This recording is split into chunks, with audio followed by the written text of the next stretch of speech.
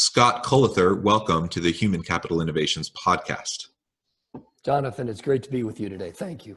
Yeah, it's great to be with you too. I'm really appreciative of you sharing of your time with me and the listeners today. And I'm excited to have a conversation around pivoting during disruption. So right now we're in the middle of a pandemic, of course, and certainly there's lots of forms of disruption forcing organizations to be agile and pivot and reinvent themselves. But I think the pandemic, in particular, has offered a lot of challenges to organizations. So that's what we're going to be exploring together today. As we get started, I just wanted to share Scott's bio with everybody. Scott Cullather is co-founder of Invent, the global live brand storytelling agency, president and CEO of its holding company, Invent Group, and the co-author of Forbes books Challenge Everything, the battle cry that blew shit up and invented live brand storytelling, with his partner in business and in life, co-founder and COO, Christina McGooberry.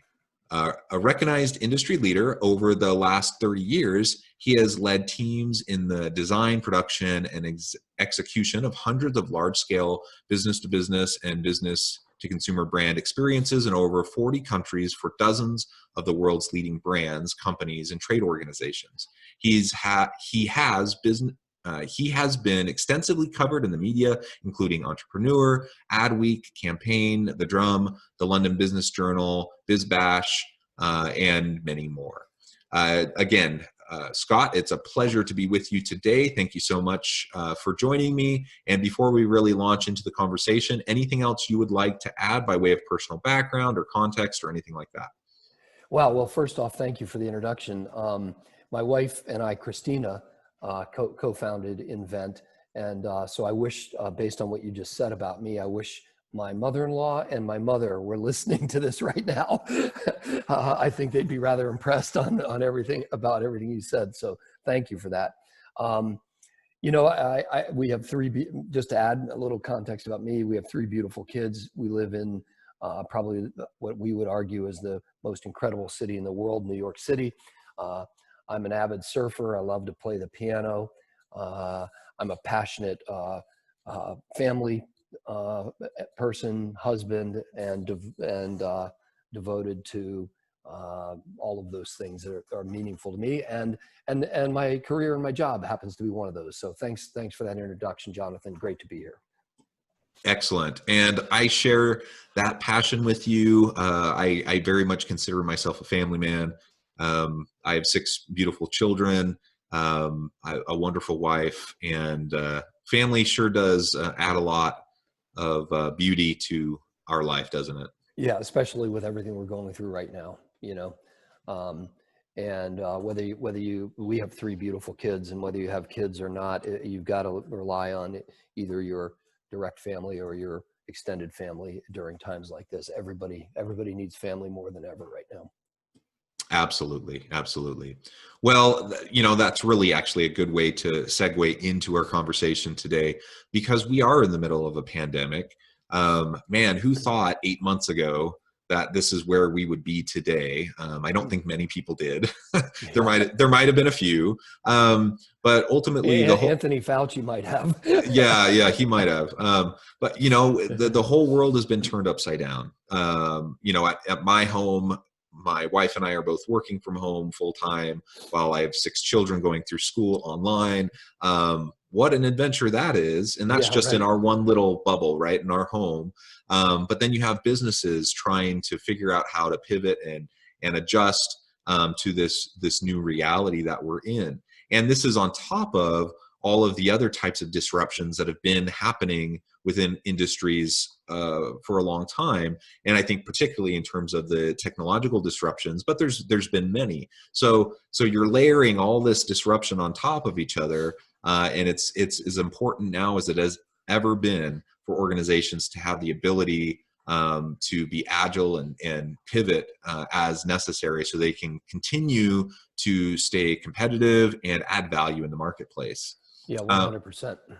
Yeah. So tell me a little bit more about your company then, Invent, and what you do to help organizations go through that pivot process. Yeah, yeah, of course. And I just wanted to make a comment on something you said about working from home. I actually think that that's something we used to do pre-pandemic, and you used to look forward to working from home. Now we live at work, and it sucks, you know. So it's a subtle nuance, but it's a real one, you know. Like, remember those days where you're like, wow, I'm going to work from home today. How cool is that going to be? Well, now it's not as cool as it used to be, because you're living at work, you know, and so it is a really challenging time. But our business is we have the Invent Group, which is the global brand story project. We launched the Invent Group, by the way, in the middle of this mess that we're all going through right now, and we did so as a part of a long-term growth strategy that we've had in place for quite a while. And you know, I think that some of the most innovative products and services come out of times of crisis, and we can talk a little bit about that. But the Invent Group basically is 4 disciplines, and it is a project because it's going to continue to grow, and we're going to continue to evolve it and make it better. But the 4 businesses are Folk Hero, which is a brand strategy agency; Meaning, which is a culture consultancy business, creative culture consultancy business; Heavy, which is a digital branded content studio; and Invent, which is a live events business, now a live virtual events business. The common thread between all those is that they're all based in helping brands and organizations bring messages to life through compelling stories. And so we've had the blessing and good fortune since we launched in 2008 with Invent, which was a live events business, to grow to a global holding company with 8 offices in 5 countries and over 100 full-time team members in our agency. Well, that's awesome. Congratulations on all the success. And I just love the way you framed it out, and the different elements that you're pulling together, you know, to tackle this challenge of pivoting, and really trying to help organizations do that more effectively. What are Yeah, and I mean, like for us, it makes sense, because if you look at, you know, our customers and clients are generally senior level executives, and those senior level executives are tasked by their organizations to do 4 things. Number 1, you know, come up with what your key messaging or organizing principles are. That's what Folk Hero helps those customers do. Number 2, pull that messaging and single organizing stuff down through the organization, and then motivate the organization to continue to push it out. That's what Meaning does. 3rd, amplify it beyond just the employee base to customers and their consumers. That's what Heavy does. And then 4th, do consumer activations and or events in order to help solidify, you know, that brand loyalty or that customer loyalty. So it really did make sense for us to launch this, for sure. Yeah, well, and those different components then I suppose speak to really my next question, and that is, what are the biggest challenges you see that organizations and leaders face as they're trying to pivot and trying to adapt amidst disruption? Yeah, I mean, I think the first and biggest challenge is figuring out how to and what to communicate to your team members. A lot of companies call them employees; we call them team members. And and you've got to do that very quickly, and you've got to be decisive, and you've got to be accurate in what you're doing, and you've got to figure that out first. But then you need to communicate it in specific terms to the organization.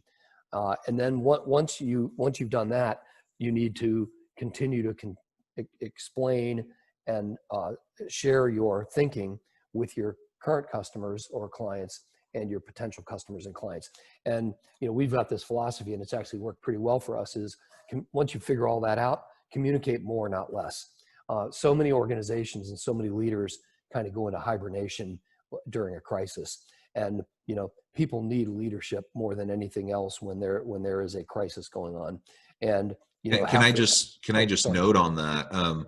I completely agree, and it is maybe it's human nature to approach disruption and challenge that way, but it's exactly the opposite of what your people need. They need more transparency. They need more Mm. open communication, and they don't expect you to have it all figured out. We know that how difficult these times are. As an employee, I just want to know that my leader is working on it and thinking through it and talking to the best people, and that's what you can do to reassure your people, and you don't have to have it all figured out. Well, that's exactly right. And we went pre-pandemic, we did quarterly company-wide calls. And once the pandemic hit, we moved those calls to weekly. So every single Tuesday, we had a company, or Monday, we had a company-wide call, week over week over week. And we addressed some very hard things and questions. In the very first meeting that we had, one of the questions that came to our leadership and me was, are we going to experience layoffs or furloughs? And I said, we are going to absolutely have to experience layoffs and furloughs. How quick is that going to happen? It's going to happen as soon as next week. I can't tell you how many, I can't tell you who yet, but just know that we are going, in order to get through this, we're going to have to make some difficult decisions. And so ultimately we communicated week over week over week, very transparently and regularly. And then what we did is we, unfortunately, in those early days when we were making tough decisions, we delivered on what we said we were going to do. So when we were asked about taking pay cuts, we said, yes, they're coming. When are they coming around here? And then we delivered on that. And then when we started to right the ship and the business got right-sized, we began to bring everybody back and we began to restore comp. And today I'm thrilled and proud to say that we have everybody that we put on furlough is back 100%. And starting January, we are now bringing our compensation back to where it was pre-pandemic. And I think that it has a lot to do with what you just said, Jonathan, transparency and honesty and open communication. Yeah, that's wonderful for your organization, and that there's enough trust amongst your team and your people to go through that process, because it is a painful one. Mm.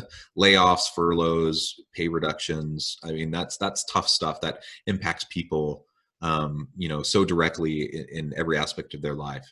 But when you have a good culture and you have a positive environment and trust amongst your team, you're able to weather those storms. When you don't have that culture and that environment, when trust has been eroded, which, by the way, happens more when you're not transparent and open in your communication, then it's really, really difficult Yeah, 100%. to And weather that. look, we call ourselves culture crazy at Invent. We had the ability to work with Charles Schultz several times. He's the founder of Starbucks, as your listeners probably are aware. And, he's famous for saying you only have one chance to create a good culture, And so if you don't start at the beginning and get it right at the beginning, you're constantly having to work on it. And it's absolutely our culture that has, number one, held us together during this time, but has also brought us through two other seismic events that happened in the history of our 12 years now with regards to Invent. And then the other thing is that, I think one of the things that leaders need to do in times of crisis is do what we did. And we adapted this new management style that we've coined the Len Hill management approach. And that is basically taking the principles and the values and following probably two of the greatest leaders that ever lived, and that's Winston Churchill and John Lennon. And so we've created this double-headed monster. Basically, it's two sides to a coin. But on the one hand, you have to make the tough decisions. You've got to be decisive. You have to move swiftly. And on the other hand, you have to do it with a sense of compassion and transparency and honesty and love. So I think effective leaders during times of crisis need to really be able to wear both of those personalities, whether you won't call it Len Hill or anything else, in order to continue to keep that trust amongst the organization and the team members. Yeah, and that actually kind of leads into my next question about, how do you stay true to yourself as a leader in an organization amidst crisis, disruption? and as you're trying to pivot. So you're in a situation where you need to diversify. You need to have new product or service offerings. Maybe your mission shifts. Your strategy certainly is shifting. So amidst all of that, I suppose it's quite easy for there to be culture creep, to move away from your founding principles, your core values, and those core cultural elements. How do you avoid that happening and really stay true to yourself? Yeah, well, I think that's a great question. It's a difficult one, but first and foremost, you have to stay true to your core values and who you are as an organization or a brand. And so you focus in on that completely, and then you begin to look at things that you can do outside of your normal or your historical offerings, outside of the way that you have typically run your business, outside of the way that you've typically treated your employees or managed your team members. And then you begin to round the corners and shape those things that are outside of your core values in consideration to the sensitivities of what's going around in the world. I mean, you can look at the brands and organizations just by looking at their commercials, or just by talking to their executives. You can see the brands and organizations that aren't paying attention or aren't being sensitive to things like the pandemic, Black Lives Matter, social justice, the economy. And you can spot those commercials and you're like, wow, that was pre-pandemic. Wow, that was pre-Black Lives Matter. And so I think what you need to do is stay stay true to those core values, but be sensitive to what's going on around you and with your customers and your clients. Yeah, and that's difficult when you're struggling to even keep the doors open, to make payroll, to Yeah. keep your staff on. It's really easy to start to cut corners around culture, and before you know it, just little things that you start to do can have dramatic impacts and shift that trust, that those values, and that culture in your organization. And so you just have to stay really committed to it, and continually communicate those elements, and model that the correct behavior for your people. Yeah. And if you don't do that during a crisis, before you know it, you're going to veer off, and then it's going to be really difficult to correct course. Yeah, that's exactly right. And by the way, from our perspective, those two things, making those difficult decisions, like us, we furloughed back in March or early April, about 30% of our total team. Really hard, difficult decision. Many of our colleagues are friends, and they've been to weddings and birthday parties and bar mitzvahs and all that stuff with us because we're a tight team. But at the same time, what we did is we knew if we were going to bring those friends and colleagues back, that we had to shift our offering. And so we went deep and hard, created a task force that basically, if you look at the Invent Group, the live events business is the lion's share of what we do, and live events is in hibernation. So we developed a unique USP around a live virtual event that now is going crazy, and it's like going like wildfire. And as a result, we've been able to bring all of those people back. So you can do both of those things at the same time. And it's, in my opinion, it's actually kind of mandatory, because you've got to do what I say routinely, especially in time of crisis. Leaders have to be able to look down. So you need to know what you're stepping on, but you also have to still continue to look out so you don't trip and fall when you get there. You know what I mean? And so I think it's really critical to do both of those things. And making those tough decisions is an example of looking down, but then looking out for other products that are in your core, that represent your DNA, that you have shifted to now, is equally important. Absolutely. Well, Scott, the time has flown by. I would love to continue the conversation, and perhaps I can have you back another time so we can do just that. But before we part ways today, I do want to give you a chance to share with listeners how they can connect with you, find out more about your company, and anything else you want to share by way of last word on the topic. Terrific. Thank you, Jonathan. It's been a real pleasure to be here with you, and I enjoyed our chat. So to get me, You can find me at inventgroup.com. It's spelled INVNT group.com. You could find me at Cullather, which is SCULLATHER.com. And you can find our book on Amazon.com, BarnesandNoble.com, Target. It's published by Forbes, and you can find it also in every Hudson bookstore around the country. So again, pleasure to be with you, Jonathan. Thank you very much. Thank you very much. I hope my listeners will check out Scott, his profile, check out the company, see if there's anything that they might be able to do to help you and your organization. And as always, I hope everyone can stay healthy and safe, that you can find meaning and purpose at work each and every day. And I hope you all have a great